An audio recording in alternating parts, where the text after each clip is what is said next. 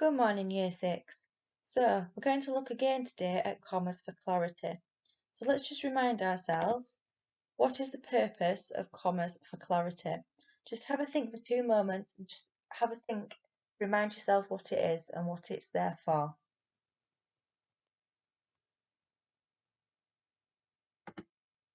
So, it helps a piece of text to become cohesive and ensures that the meaning is clear. Sentences are not ambiguous. So if you remember in our last session, we had a few sentences that had 2 different meanings. And if we put a comma in the sentence, it clarified our meaning.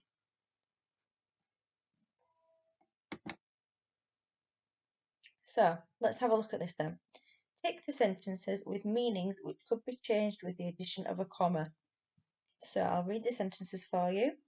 She found a mouse trap and cheese all in the bucket as planned. David had said he didn't care. The weather was horrible all day, so they stayed in. He asked for money and Lego for his birthday. Don't risk it, Grandma. So which of these sentences could change their meaning with the addition of a comma? Pause the video and have a go. So how I would do this, I would write A, B, C, D and E down my piece of paper and I would just put a tick or a cross to say whether the meaning could be changed with the addition of a comma. Okay, let's have a look at the answers then. So the first one could be changed by adding a comma after mouse. So instead of finding a mouse trap, she's found a mouse, a trap, and cheese. The second one, David had said he didn't care. The fourth one, he asked for money and Lego for his birthday.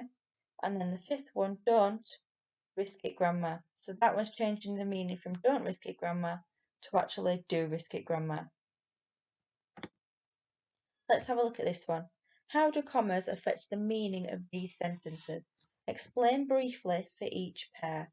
So as the sun shone orange, people looked desperately for shade. As the sun shone, orange people looked desperately for shade. So what you need to do is you need to explain what each of these sentences means. Pause the video and have a go.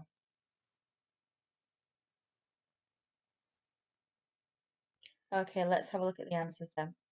So, in the first one, the sun is shining the colour orange, okay, as the sun shone orange.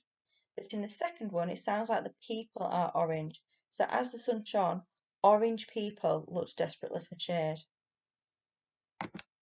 Let's have a look at this one. Add or remove commas to give these sentences the required meaning. So writing clearly isn't easy. Can you add or remove commas in that sentence to make it mean that writing so everyone can understand isn't easy? Pause the video and have a go at that one. Let's have a look then, shall we? So for that one, we need to take all the commas away because it makes sense on its own. Writing clearly isn't easy. So that means that writing so that everybody can understand it isn't easy. That's what clearly means. Have a go at this one. So Debbie's heroes are her parents, Spider-Man and Catwoman. So can you add or remove commas so that the sentence suggests that Debbie's parents are Spider-Man and Catwoman? Pause the video and have a go. So you want to make it so that the parents are Spider-Man and Catwoman. Let's have a look at the answers then, shall we? So Debbie's heroes are her parents, comma, Spider-Man and Catwoman.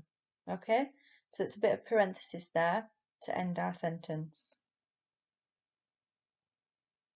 Next one. Okay, so we're going to read this and we're going to decide whereabouts it's a bit ambiguous and we're going to add a comma in to that place.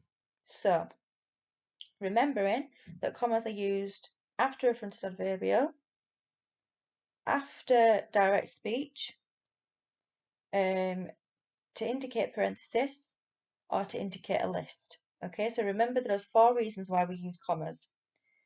As I'm reading this, you might want to just take notes in your head of where you would put a comma. I will then give you time to pause the video and decide where you would put commas. So, one day a motorist was driving along humming, singing and talking. As he looked out of the window he noticed a sign. Slow, children crossing, it said. Careful, children, said his wife who was sitting alongside him. Outside he saw clouds of school and children everywhere. Some were already eating friends walking alongside them. It's going to be a good day, but it can't be far off, he said. They're off homework to do, she replied.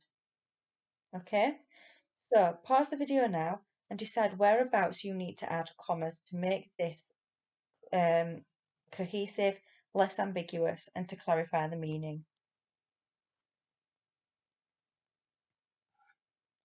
Okay, let's have a look at the answer. So, after one day is your frontal adverbial phrase, therefore you need to add a comma. So one day, a motorist was driving along, humming, singing, and talking. So that's your list, which is why you need commas there.